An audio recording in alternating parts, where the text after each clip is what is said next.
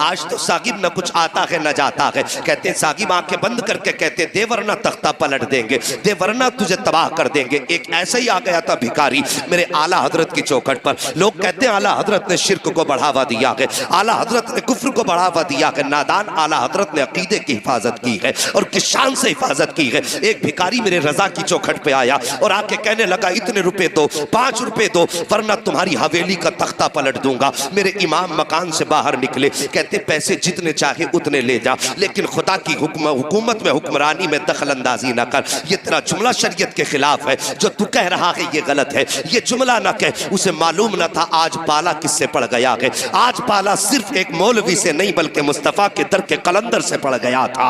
आप फरमाते हैं ये जुमला ना कह, बल्कि जितने चाहे पैसे ले ले। उसने कहा पैसे 10 देता है तो दे, वरना हवेली पलट दूंगा। माँ ने अंदर से आवाज दी, ये बेटे भिखारियों के मुंह नहीं लगा करते हैं, फकीरों के मुंह नहीं लगा करते हैं। ये बेटे जितने मांगता है उतने दे दे। आप फरमाते हैं माँ इसका मुस्तफा की शरीयत के खिलाफ है। अहमद रजा देने को हवेली दे देगा, लेकिन नबी की शरीयत के खिलाफ अगर कोई एक भी जुमला बोलेगा अहमद रजा उसे गवारा नहीं कर सकता है। अभी ये बातें हो रही थी कि सरकार मुफ्ती आजम हिंद के बचपन का जमाना था। आप छत के ऊपर टहल रहे थे, अचानक पैर फिसला, सर के बल जमीन पे गिर जाते हैं। आपकी वालिदा की चीख निकल जाती है। माँ कहती है अहमद रजा मैंने तुमसे कहा था बेटे फकीरों से उलझा नहीं करते, देखो तुम्हारा बेटा छत से गिर गया है। इतना सुनना था। मेरे इमाम कहते हैं ए माँ ये तो एक मुस्तफा रजा है, अगर मुस्तफा की शरीयत के लिए 1000 मुस्तफा रजा हो तो सबको कुर्बान कर दूंगा, लेकिन शरीयत का सौदा नहीं कर सकता हो। इतना कहना था।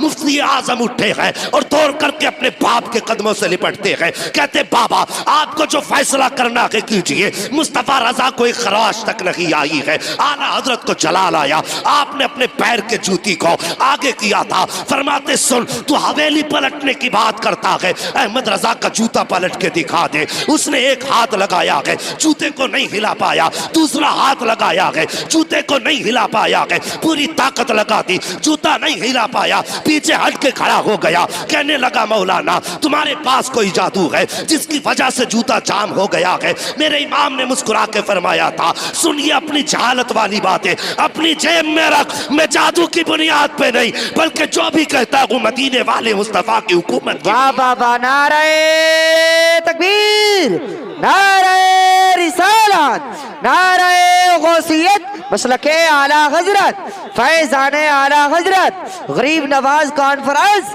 अल्लामा मुफ्ती हम्माद साहिब किबला, सरजमीने राजा का मझोला जिंदाबाद जिंदाबाद। सुभान अल्लाह सुभान अल्लाह। साहिबो हमारे रजा ने तो हमारे फिक्र की हिफाजत की है और तुम कैसे कहते हो इन्होंने शिर्क को बढ़ावा दिया है।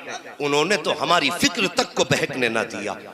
उन्होंने तो हमें सिखाया है कि खुदा परस्ती क्या है, अल्लाह की इबादत क्या और उसकी बंदगी क्या है। साहिब तो आज आ जाते हैं हमारे मोहल्लों में आके कहते हैं साहब मुझ पे इतने हैं, मुझ पे इतने, मैं यूं कर दूंगा। और मेरी भोली भाली मुस्तफ़ा की उम्मत, मैं तुमसे एक बात कहूं, कभी किसी के झांसे में ना आया करो। होता वही है जो रब चाहता है।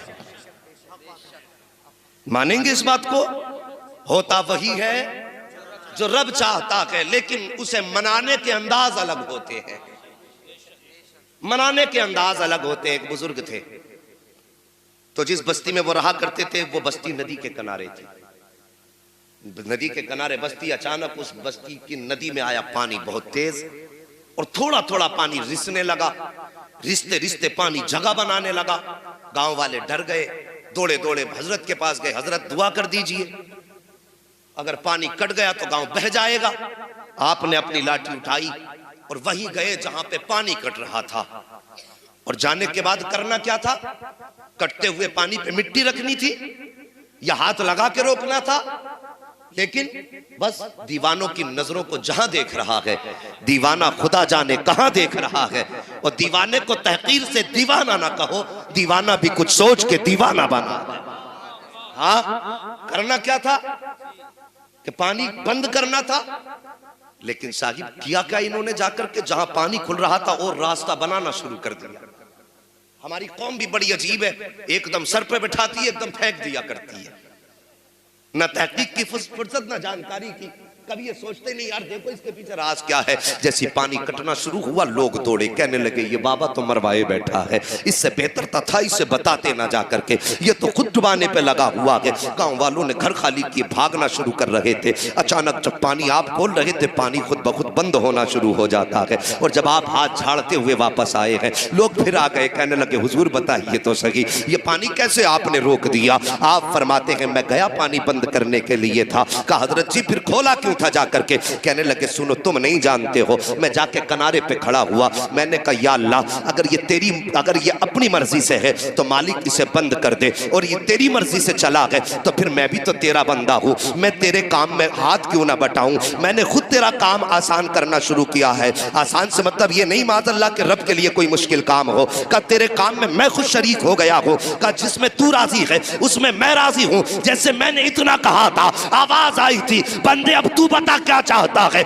मैंने कहा मालिक पानी बंद कर दे, का इतना कहना था दरिया ने अपना रुख ले लिया है। ये मुस्तफा के उम्मत के अदाओं वलियों की अदाएं होती है, और ये अदाएं कब बनती है जब मुस्तफा की उम्मत को अपनी रजा को खुदा की रजा में ढालना होता है। तभी तो डॉक्टर इकबाल ने कहा था कि खुदी को कर बुलंद इतना कि हर तकदीर से पहले खुदा बंदे से खुद पूछे बता तेरी रजा। वाह नारे तकबीर, नारे रिसालत, नारे गौसियत, मसलके आला हजरत, फैज़ाने आला हजरत, गरीब नवाज कॉन्फ्रेंस, अल्लामा मुफ्ती हम्माद साहिब किबला, सरजमीन राजा का मझोला, जिंदाबाद जिंदाबाद, सुभान अल्लाह सुभान अल्लाह। समझ में आ गई।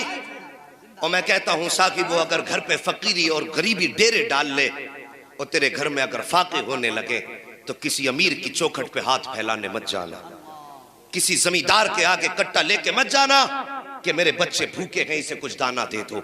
चंद टकों के बदले में किसी की चौखट पे ईमान मत बेचना। अगर गरीबी तुम्हारे दरवाजे पे डेरा डाल लेना तो जाना मस्जिद के दरवाजे पे जाकर के बैठ जाना। तवज्जो है, मस्जिद के दरवाजे पे जाके बैठ जाना और अल्लाह की रजा के लिए जो नमाज पढ़ने आए हैं अपने कपड़े से उनके जूते साफ करना,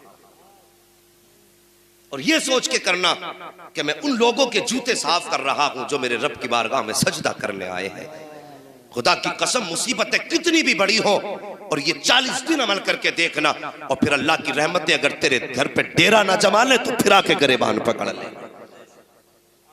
हमें तो उससे लेना ही नहीं आया, हमें उससे मांगना ही नहीं आया, हमने उसे राजी करने का कभी सोचा भी नहीं।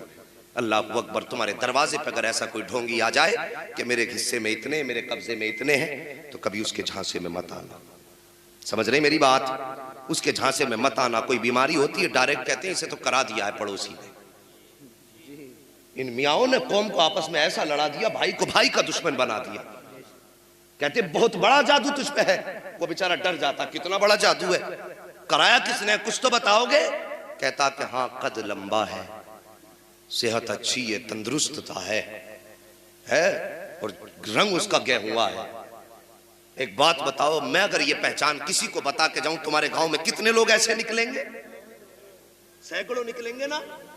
तो जब किसी को बीमारी है तो कहता जरा करीब में नजर दौड़ा, तो एक आध तो मोहल्ले में निकल ही आएगा। और अक्सर मियां क्या करते हैं, मुझे देख करके मेरे भाई का अंदाजा लगाते हैं। मैं इनके ढोंग बता के जा रहा हूं, मेरी कौम किसी के बहकावे में मत आना। मेरी तकरीर तबे यार को बेचैन करती है, सबब क्या है वही कहता हूं जो दिल पर गुजरती है। सबसे पहले अगर आप जाएंगे तो आपके नक्शे के मुताबिक आपके भाई का नक्शा आपके सामने रखेंगे। आप कहेंगे बिल्कुल सही कहा, कि कौन है कि मैं समझ गया। वहां से ये कह के आएंगे और दिल में गुबार पैदा हो चुकेगा कि मुझे जादू कराने वाला मेरा ही भाई निकला, और यहीं से नफरतें पैदा शुरू हो जाती हैं।